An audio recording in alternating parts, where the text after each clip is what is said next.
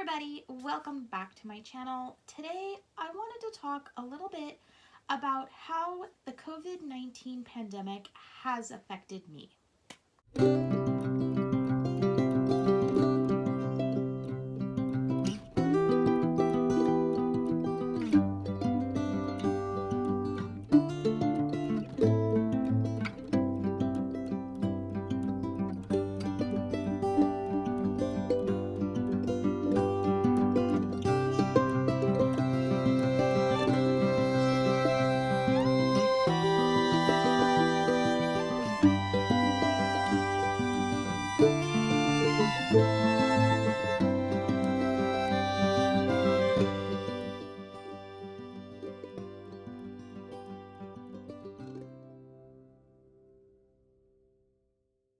I think we can all say that the pandemic has affected many of us the same way.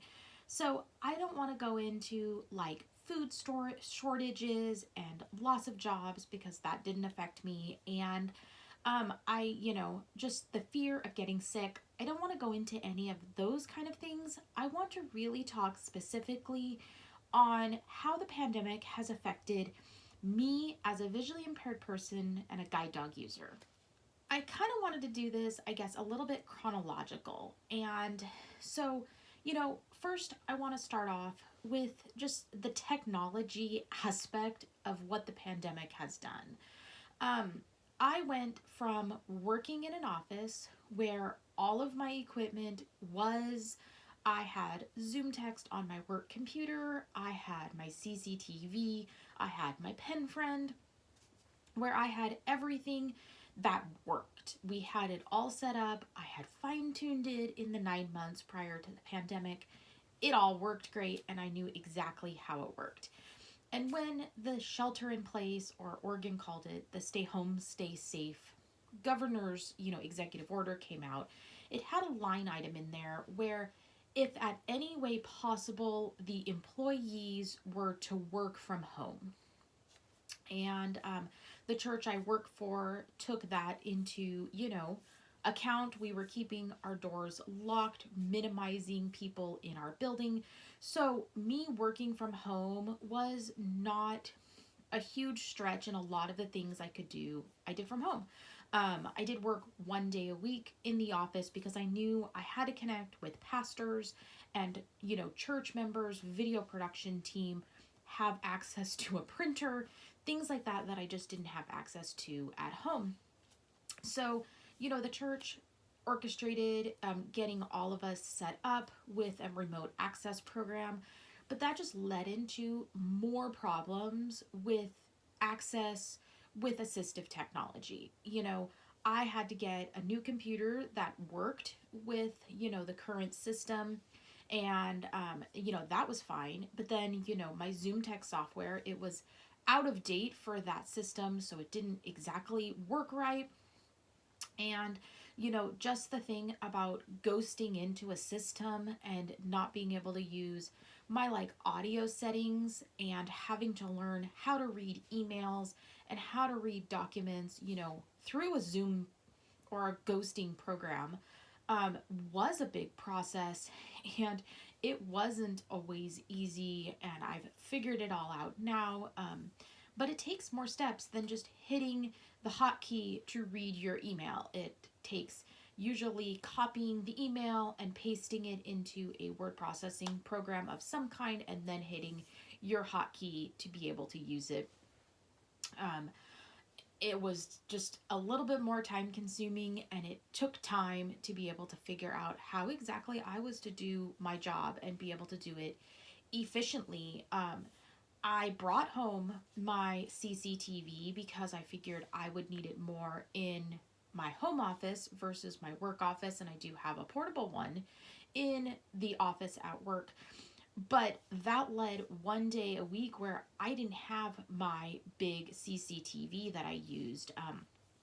I had to learn how to use my telephone and how to use other assistive technologies to be able to do my job. And I also had to learn, to ask for help because I couldn't do everything without my equipment in the office. So that Thursday, was sometimes a battle of what can Andrea do and what can Andrea can't do. Um, so, we were able to figure it out, and luckily, I have an amazing support system at work from IT people and computer people and the pastors and church members that we got it all figured out, and now 2 years later it runs 95% smooth, at least smooth on the assistive technology aspect. But that was really big, and I heard a lot about that throughout the pandemic and people having to learn to work from home without their technology that they're used to using. I want to go into, like I said, working from home.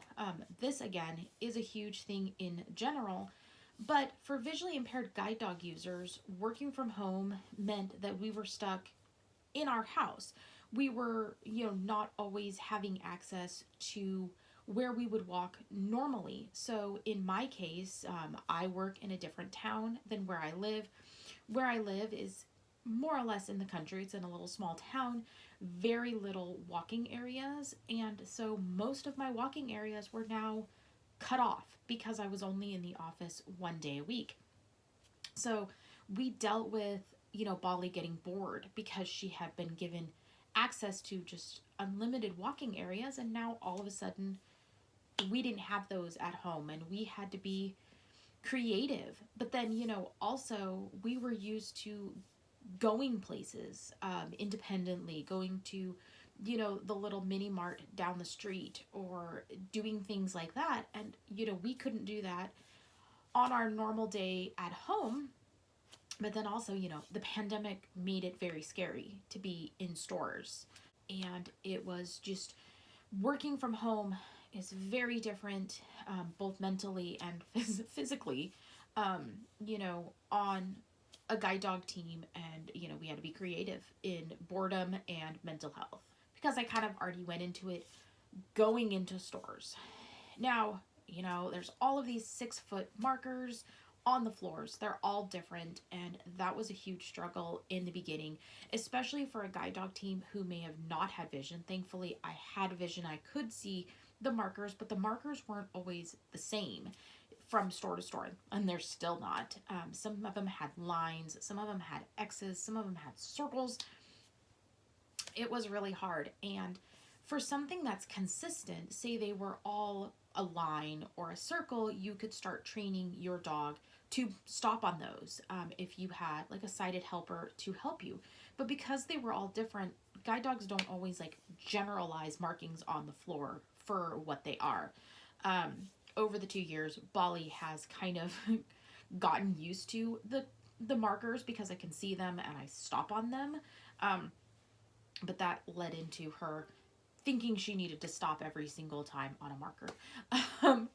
But stores themselves had a very different like energy, and you were supposed to say 6 feet away, but for a person who has limited sight, I don't think I could see a person 6 feet away. So there were many times I was probably closer than 6 feet apart.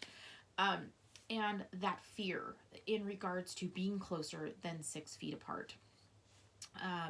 Like I said, energy changed in a store. There was this panic energy or this rushing energy that you could feel. And I know I could feel it. I'm sure Bali could feel it because she reacted to it. It was very different, and it was really hard to keep my nerves and my, worriedness away because Bali can feel that through the harness. And so with different energies comes people rushing around. And I don't know how many times we are walking down a main aisle and almost get hit by shopping carts. It has happened so many times, way more than it happened prior to the pandemic. And I think people just aren't paying attention. They're trying to rush, get out of the store as fast as they can. And they're not paying attention to me as a guide dog user. And like I said, we've gotten hit, I don't know how many times by shopping carts. Bali has now become very aware of aisles. So we tend to stop at most aisles because she's afraid of getting hit by a shopping cart. People just they're not paying attention and, they're going. But also in a store where I could go into a store and feel comfortable either getting what I needed by myself or asking a person for help, may it be the cashier or the customer service people that are there to help me, getting that help was almost impossible. And if you did get the help, it was like over there or over here or follow me. And they're like 6 feet ahead of me. For a blind person, that is not helpful. I don't know how many times I would ask people for the assistance, say on the touch screens, which of course are everywhere, and also like on, finding products that I needed and asking them for help, and they would say, "Oh, it's on aisle 4." Or asking people for the touchscreen, and they would like look at me and they wouldn't want to stand next to me. So I'd like step away and then they'd get in. But like I said, getting the help I needed was less and less, and I felt less comfortable going into a store independently and being able to get the assistance I needed. I wasn't afraid necessarily to go into the store. I was afraid that I wouldn't be able to get the assistance I needed. In fact, I don't know how many times I would be looking at an aisle, looking for something clearly, passing a person who was stocking shelves 2 or 3 times. And what would they do? Nothing. They would never say anything to me, nothing, which was totally not what it was prior to the pandemic. I was clearly in need, and this person did not try to say anything. And I remember once going into a store after they completely remodeled the store, asking where this specific item was, and they said, "Oh, well, it's not on this aisle. It's on the other aisle." And I said, "Nope, it's not on the other aisle. I looked on the other aisle. I know it's on this aisle." And then he just kind of pointed and went, "It's over there." And I ended up having to search and search for that item and finally found it. But like I said, the lack of help is so much more than it was prior to the pandemic. I would deal with some of this, but not anything like this. So another thing I want to bring up is not necessarily specific to visually impaired people or guide dog users, but mainly for people who do not drive. And of course, as a visually impaired person and a guide dog user, we don't drive.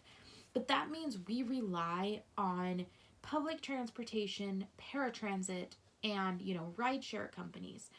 And during the pandemic, the fear of being around all of those people on a rideshare to be able to go do our normal activities and be as independent as, we were, that changed.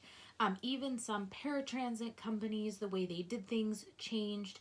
Access to ride shares and carpooling was a lot less. And, the struggle to be able to maintain our independence a lot of times was, lost, or, it disappeared, or it was restricted because of those pandemic issues.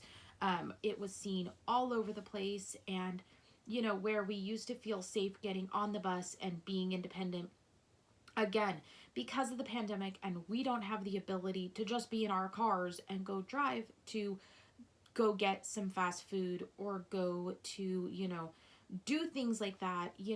It was a lot limited, and what we could do and could not do was based on other people and not our independence directly. So one of the other things I dealt with, although not as much as probably other people do who do like a lot of online shopping for their guide dog, is that I struggled sometimes finding the item I needed online. And that was because more people were buying things online than before. People didn't want to go out to the stores. People didn't want to, go shopping. So online shopping became huge, bigger than ever, I think, during the pandemic. So sometimes finding poop bags and sometimes finding Bolly's medication that I buy online or buying gear that I need is less because more people are buying it online than, say, going to Petco or going, to the grocery store. So that was like big in attempting to find things that were just sold out. And I don't do a lot of online shopping. I have ways to get other shopping done that is not online, but there's just some things I buy online. And I did struggle and had to switch products a couple times trying to get what I needed for my guide dog that, I couldn't get. Another thing that goes along with, you know, internet and shortages with, buying things online was the fact that Instacart and DoorDash and, Uber Eats, these places were being used even more than before. So people who rely on Instacart and DoorDash for their food, all of a sudden it was taking a lot longer to do these things. I'm not the person who has used Instacart, and I've used DoorDash only a couple times more recently. So I wasn't specifically impacted by this issue, but I did hear a lot of people in the visually impaired community that were affected because, their Instacart order was gonna be, even harder to get because people were using Instacart so they didn't have to go out and get their groceries. And, because we don't have vehicles, we can't always do like a grocery pickup. I have been very lucky that I have a sighted husband, I have a sighted daughter, I have sighted family members who help us be as independent and be able to get things as we need to get some. So we have been able to do grocery pickup through the later part of the pandemic, and that is what we're doing. But not everybody has the access to be able to, go and do that and get their groceries. So they rely on Instacart and they rely on DoorDash if they want to get food. And because those services were being used more and more, in the beginning, it was a lot harder to get those things. I think more people are doing those jobs. They're becoming drivers, which I think has helped be able to get the orders on time. And every time I've had to use DoorDash, it has been quite easy, and I've been able to get my food in a reasonable amount of time. And I think that's just awesome. But there in the beginning, it was a big struggle. So another huge struggle for me, and it was a struggle for a lot of people, and that was wearing the masks. I didn't mind wearing a mask. I have to wear a mask most of the day at work. I have special masks that I wear, which are now changing, that give me what I need out of a mask and not a mask that was made. Luckily, I have the ability to make my own masks the way I need them to be made. But it was the going into a building and the fog. My glasses are very thick. They fog probably more than most people's glasses fog. And they would fog so bad. So I'd be sitting there cleaning them all the time, just trying to eliminate the fog.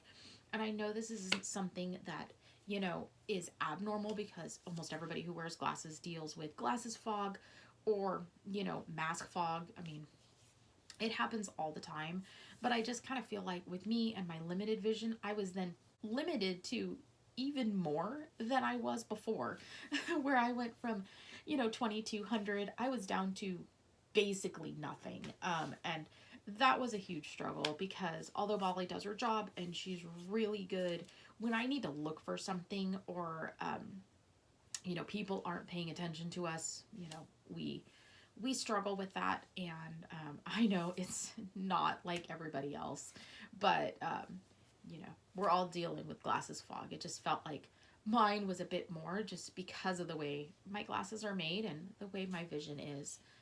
So we are now 2 years into the pandemic, and it doesn't really look like things are lifting a whole lot. I think with the different variants, and I don't know what's gonna show up, what might even show up between the time this video is recorded and the time the video goes live. There could be lots of other changes, but Bali and I are just trying to get through this as a team, as a working team. Many guide dog teams, retired over the pandemic because their dog just wasn't getting the work it was used to, so they got rusty, or they ended up needing to retire because the energy in stores wasn't very good. But thankfully, Bali and I are still going strong. Although we've had our hiccups, we seem to be figuring things out both on a mental health and physical health, and how to get that to work for our team itself, and having to modify it and be flexible.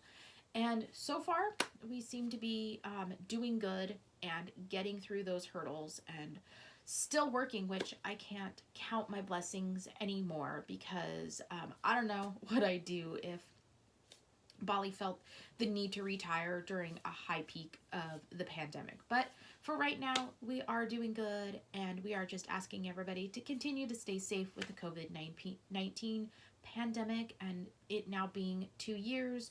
Follow your state and local guidelines, be safe, and please, everybody needs to do their part in getting this pandemic to stop and stopping the spread of COVID-19. So I ask you to please just don't think of just yourself. Think of others. Think of the people around you, and stay safe. And I will see you in our next video.